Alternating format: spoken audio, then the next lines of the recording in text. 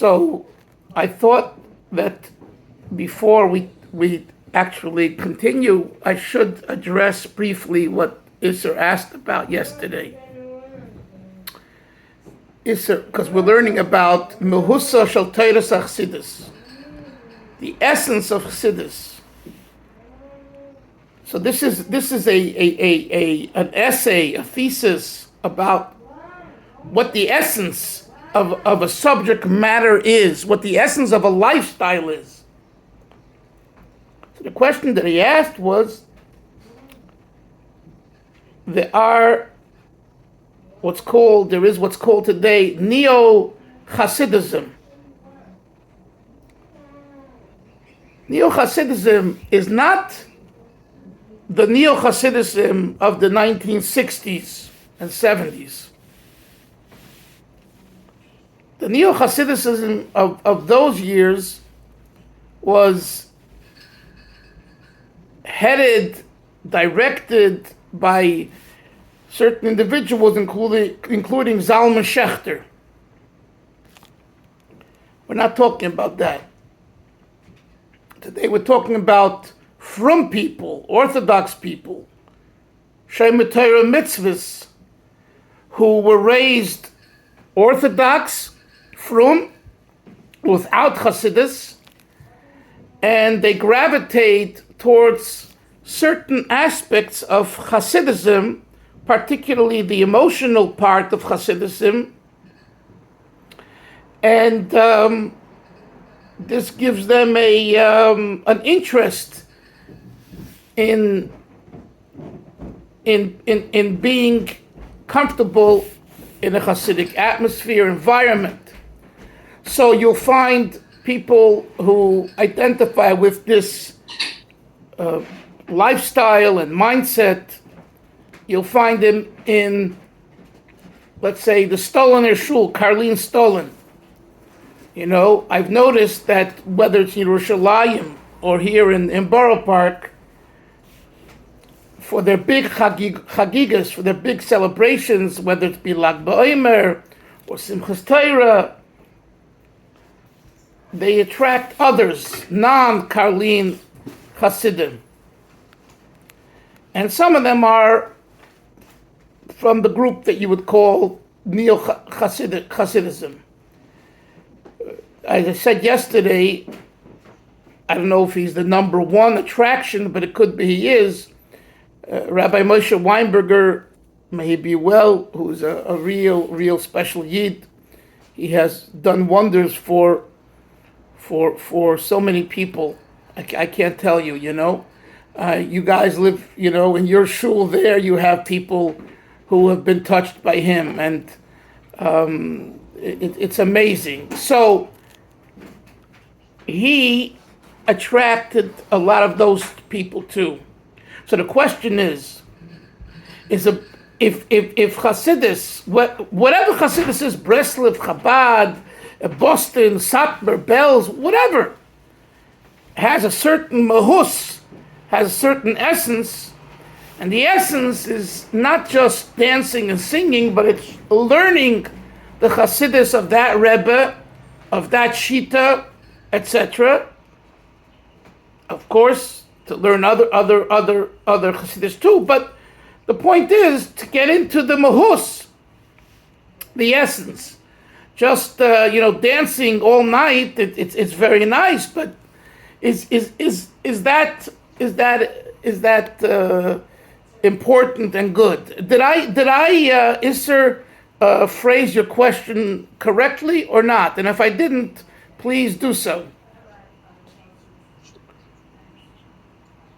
I think so, but there's a nuance to it, which is we're learning deep, and we're learning, as you said, mahus. And I think that a lot of people, perhaps in the Neo-Chassidic movement, those who are attracted, they're not learning mahus. They're being attracted by the external trappings of the friendliness and the warmth, which is all good. I'm not saying that's bad, but is it somehow misleading, or is it a dead end, or does this really open the door? So, good. Okay, so that's the question. So I'm going to answer the question with someone who's sitting at the shiur now, Reb Moshe Braun. And Moshe, don't be insulted by what I say. And if you're insulted, I'll ask for forgiveness. So Moshe has been a Lubavitcher Chassid for many years.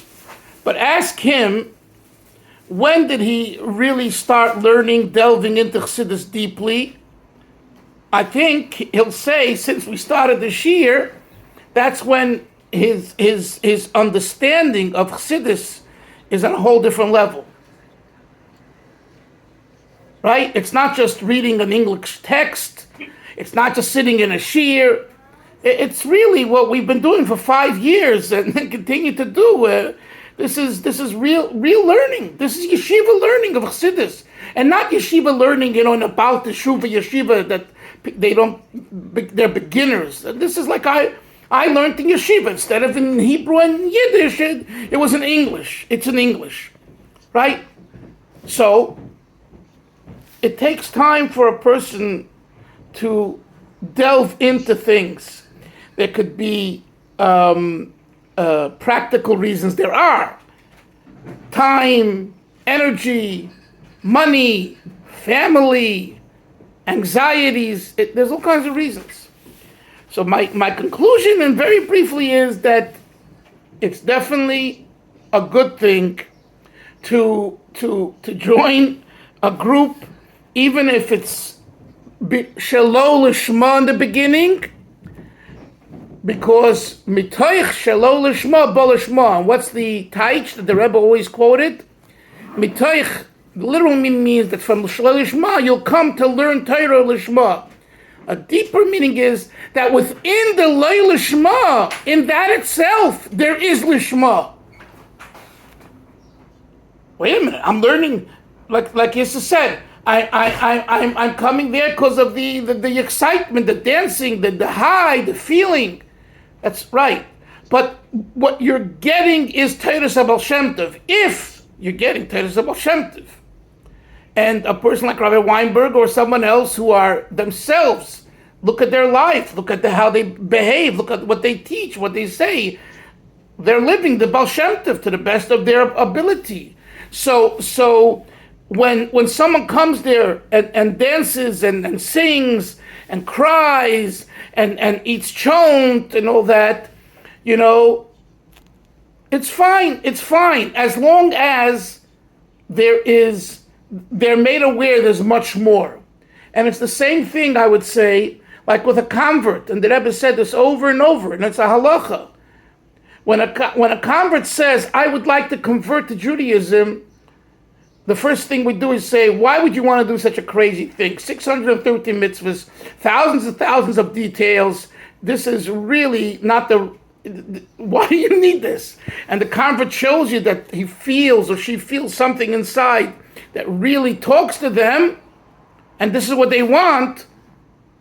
So then you tell them, okay, but remember, I know that you don't know yet an aleph. You don't know you're a beginner. But there's 613 mitzvahs that one day, with God's help, you will be obligated to fulfill. So although the person now is just a beginner, you tell him at the beginning, so there's no surprises, that there's 613 mitzvahs. And about this, there's a big chilukei deos in the Baal Tshuva world, which I'm sure you guys know. In other words, when a beginner comes to either to Judaism or to Chasidism, do you give him the whole story with all the schmaltz and all the details?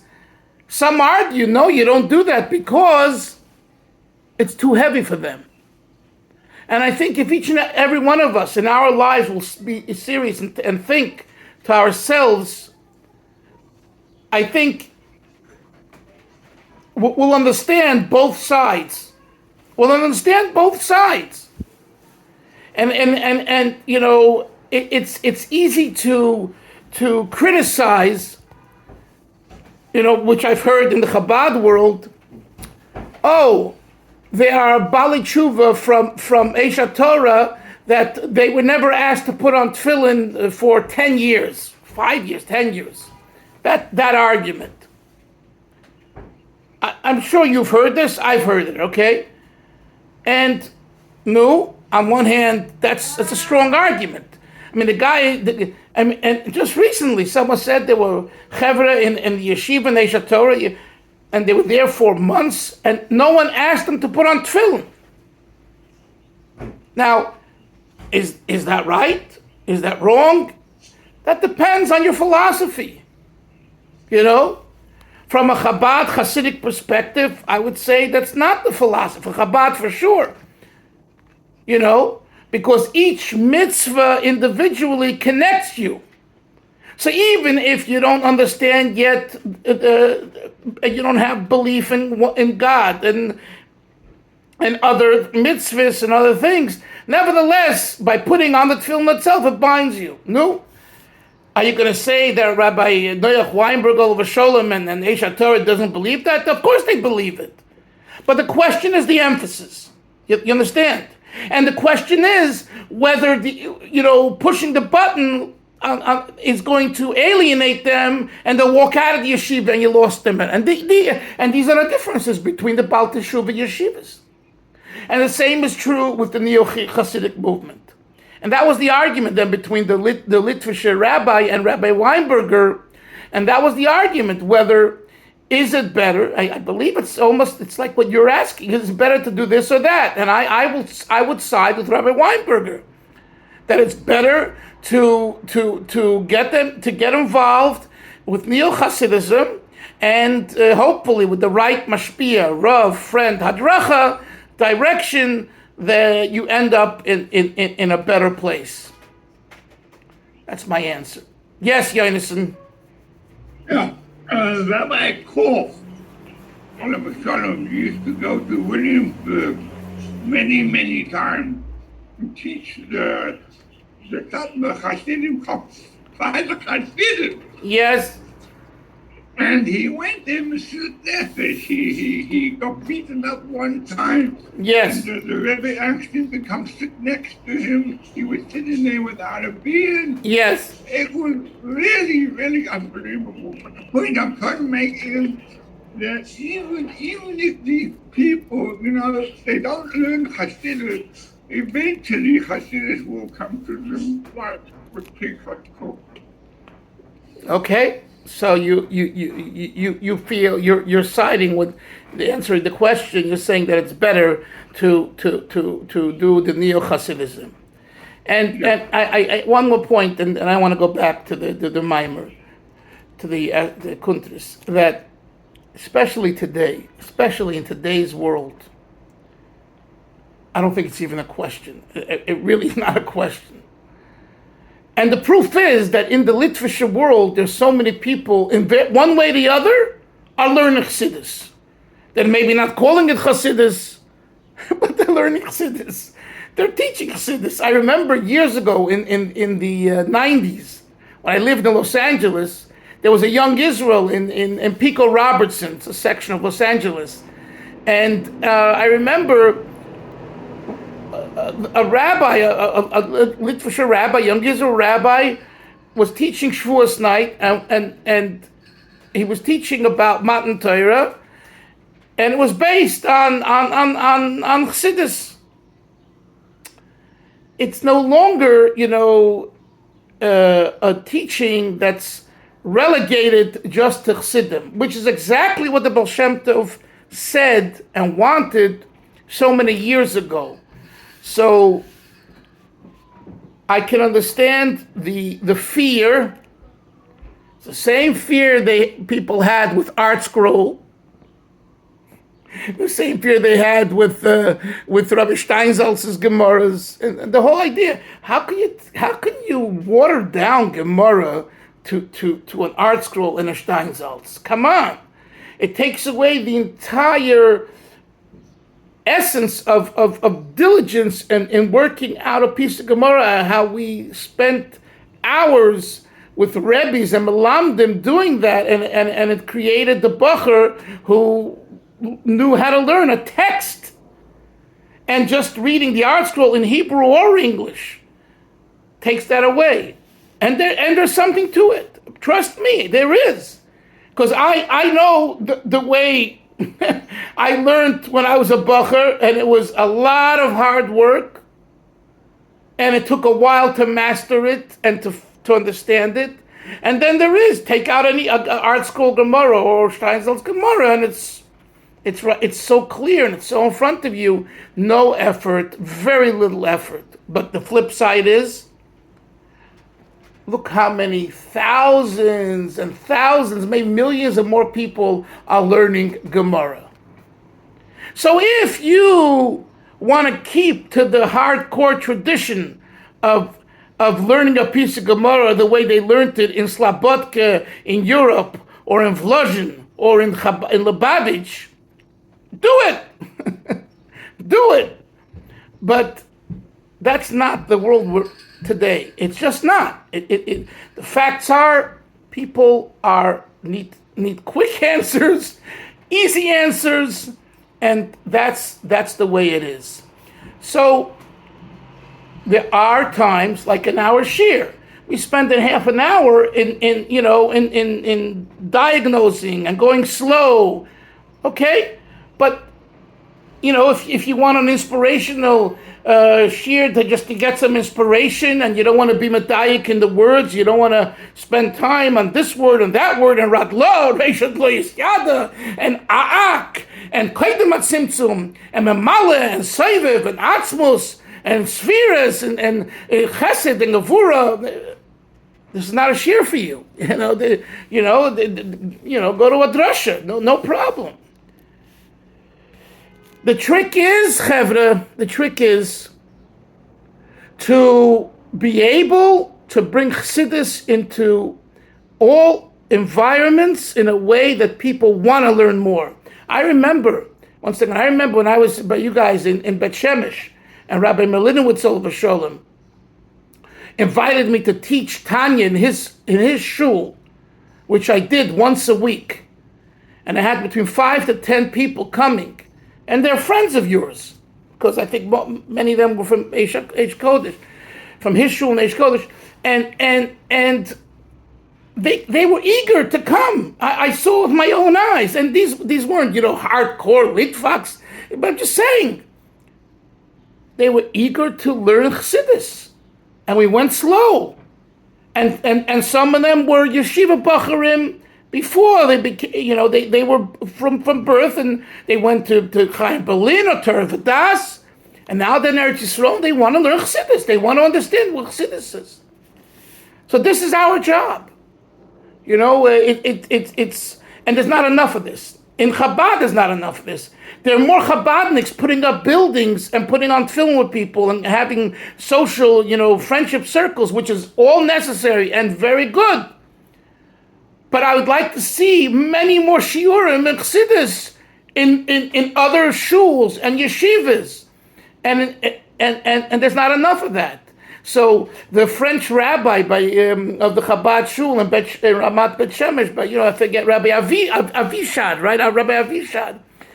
I was there one Shabbos. They asked me to come to Fabrein to talk. I forget, and he said to everybody, "You all have to learn from Rabbi Dolphin. He's a visitor here in Bet Shemesh, and he's already teaching Tanya in Rabbi Melinowitz's shul, and the rabbi invited him. That's what we need to do. For us to sit here in our little group, okay, very nice. Anash Lubavitch's need that chizuk, no question about it." Yes, Moshe, go ahead. Yeah, I have a huge amount to say on this, everything we're talking about, and I think it's very important, though, at the end of the day, I think to break up what I see as sort of almost two different categories. One is, again, this is just my opinion, but from what I've seen, my experience, but one is, we're talking about like Neo-Chasidism, like people like, the people who are inspired by Rabbi Moshe Weinberger and others of a similar sort of style, genre. there are so many people, so many people who are looking, who need warmth, who need, just more inspiration. And you also have, I think, a whole nother group, which I would call, as we know, it's not what I call, what we know as Mayan Yisrael. Like we haven't even, like that hasn't come up yet during the discussion right now. But Mayan Yisrael are people who are from other Chassidim. They're already above Satmar, whatever, Yushalmi, down here in Bet, wherever, all over the world, who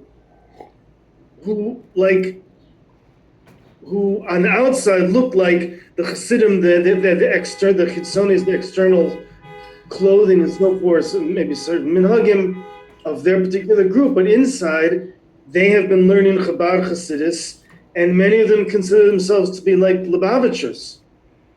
So I see as the reason I'm bringing both these things up is because I think there's a very, very big difference between the two. I think one is the former are just, it could be anybody who was looking for some inspiration. Everybody needs inspiration, obviously. But people who are able to tap into something, that's where they are, that's where they're at. Everybody's holding in a different place. Then you have, I think, a time when a person makes a conscious decision, and intellectually, we'll call it, I'll use this term like intellectual honesty, in terms of just with themselves. Like, what is really, really, like, what's behind, like, they want to dig deeper, and they're making a conscious decision, like in the people in Mayan Yisrael, that this is something that they want to connect to, and they want to connect to because it's giving them chayas, and they want to okay, let's get going with it. Moshe, my question was really in a different direction, and like, for example, I've been to places where there's a tremendous amount of singing going on, there's a tremendous amount of dancing going on a Shabbos morning, but I was left with the feeling that there was no tefillah going on. It was dancing and singing, and it wasn't tefillah. I've been to homes of people who no one in their right mind would describe as being close to a Hasidic lifestyle, to a Hasidic hashkafa. They're well-to-do. They have whatever connections. They'll invite a Rebbe to come in, and they'll make a very beautiful spread with the charcuterie board and every top-line bourbon. And these are people who, b'farhasya, are not even like holding the halacha, what we would consider, normative. And they're like, oh, we're having a Rebbe come. Like, start inside. Like, what am I doing? Right. So I think it takes, and this is a criticism, in my humble opinion, this is, I think, a criticism that I have, that, like, for example, like this past Shabbos in Eish Kodesh, there was a big bar mitzvah, right? And there's a big kiddush, and it's just like, when you have a simcha like that, there's literally like, there's like, between the men and the women, I don't know, there's probably at least 400 people in the building, at least. But the big kiddush, the men, and me in my like role, I'm sort of like moving around, talking to different people, maybe making sure that this is here, this is there, trying to get people I'm close to, trying to get them a l'chaim, okay? But then towards the end, I pulled over one of my friends who is Dafka, who travels back and forth. He's from Eish Kodesh. He's very close to Rabbi Moshe Weinberger. As a matter of fact, when I was back in the States back in November, I flew into New York and I spent some time with my friend, and he took me to Eish Kodesh, to daven there, and then I took him. We went to the OL together. Anyway, I pulled him aside. I said, come here. I want to make l'chaim with you. Come sit down. So we sat down at the table in the back in the shul. Still people going, lots going around. We started to talk. And then another friend came over who also is from Eish Kodesh in Woodmere. Okay, and he also happens to travel back and forth. And he sat down.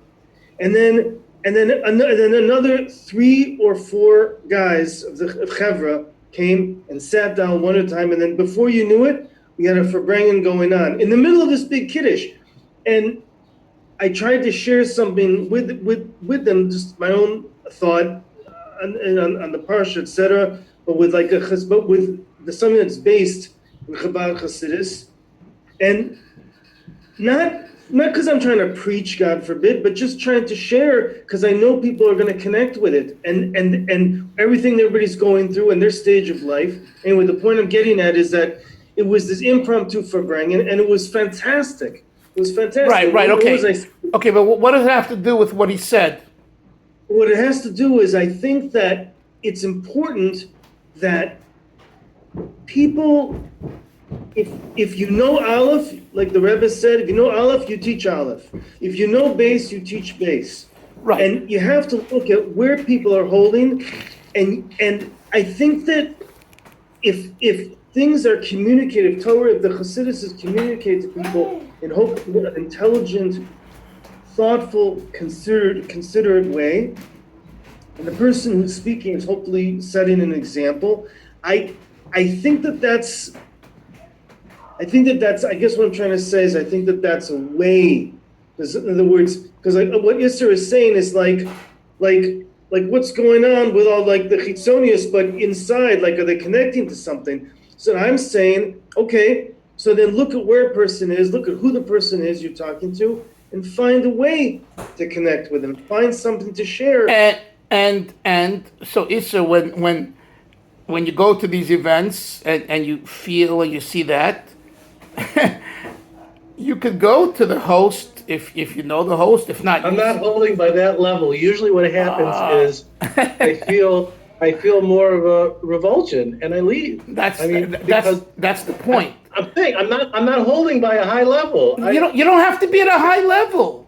What's a high level to extend yourself to someone who you see is wealthy and he likes a Rebbe, so there's an opening to say, let's learn some Chasidus. Let's what does a Rebbe mean to you? To me, let's talk. In other words, that's an opening to engage in conversation.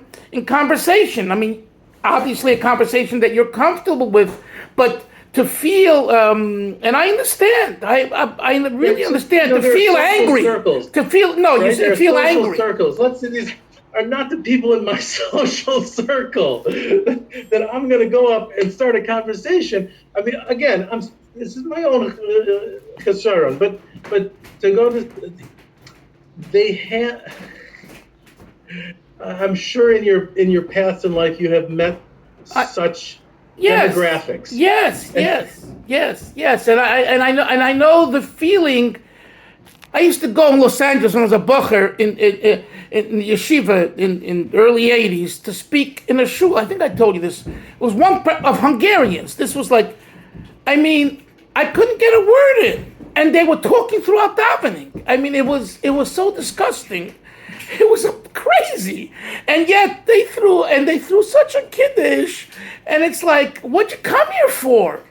And these guys are all frummies from Brooklyn, transplants to Los Angeles, and the drinking of the scotch and all that, and like, but that was the situation, and I endeavored to get words of Chasidus in, and you do your best. So, yes, there is situations when people are very difficult and the situation is difficult, but I'll tell you something.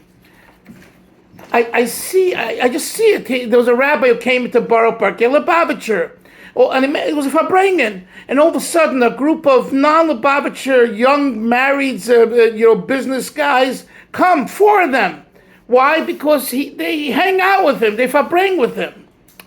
There's a whole culture today that those that are more serious get more involved in Chasidus learning. So it's not to be discouraged. It's to somehow find a way of, for example, if you know there's going to be such an event and the host or someone is you're close to them, ask him, can I say a word for 2 minutes? Can I say a word for 2 minutes? 2 minutes. I remember when I spoke in Yoni's in the shul, in the Karlbach shul there, the beginning, the first time. They didn't know me. But only 5 minutes. You got 5 minutes. The next time they asked me to speak for 10 minutes, which because they liked what I said. But that's the way it is. You got 5 minutes. Like, where you rushing? No, 5 minutes. Okay. So I packed it in quick. Oh, we really liked what you said. So then let me talk 10 minutes. Okay. Chevra, let's go back to the text. I want to finish note 32. I know it's 8:15. Give me a few minutes. So note 32, because it's important. When Mashiach was asked by the Baal Shem Tov, when are you coming? He said, when there'll be the seminary. Next paragraph. The Baal Shem Tov recorded this incident. This is recorded in the well-known letter describing his soul's ascension on high on Rosh Hashanah 5507. The letter is printed at the end of Ben Porat Yosef and in a book of letters by the Baal Shem Tov and his students, printed in Lvov in 1923, where the publisher notes that he copied the letter from the one written by Rabbi Yechiel, the Baal Shem Tov's son-in-law, and signed by the Baal Shem Tov. It is also printed in Ginzei Nistarot, etc., and in part in the beginning of Keter Shem Tov. Okay, go to the Kuti Diburim. That's from the previous Rebbe. He explains that the Baal Shem Tov's question and Mashiach's answer according to Chasidus. The Baal Shem Tov asked Mashiach, Master, when are you coming? It should be. It would seem 34, page 34 in the note, that this was an unwarranted question. Consider the following explicit episode. Rabbi Yeshua ben Levi asked this question of Eliyahu the prophet and was told that to ask Mashiach himself. Mashiach reply was, today, I'm coming today. When Mashiach did not come, Rabbi Yeshua returned bitterly depressed to Eliyahu, who explained this answer meant, today, if you will listen to my voice. That is, Mashiach could come only when Israel listened to the voice of Hashem. With such an explicit reply in the Talmud, why did the Baal Shem Tov again ask the question, Master, when are you coming? It's crystal clear from the Talmud. Third paragraph. So the Baal Shem Tov is the Moshe Rabbeinu of the entire school of Chasidus. You hear? For he was chosen by Hashem to be the one through whom the teaching of Chasidus at large were revealed.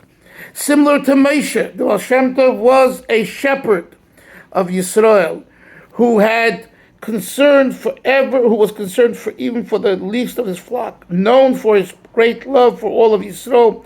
Baal Shem Tov could find virtue in every single yid, and in every mitzvah he could perceive the true radiance within. He witnessed the great self-sacrifice of his fellow Yidden, the pain which they were suffering in galus and exile, the splendor of all their mitzvahs, and thus the way in which they were listening to Hashem's voice. And so his soul ascended on high and visited the heavenly palace of Mashiach and asked, Master, when are you coming? In response, Mashiach told the Baal Shem Tov, when your wealth springs will be disseminated abroad.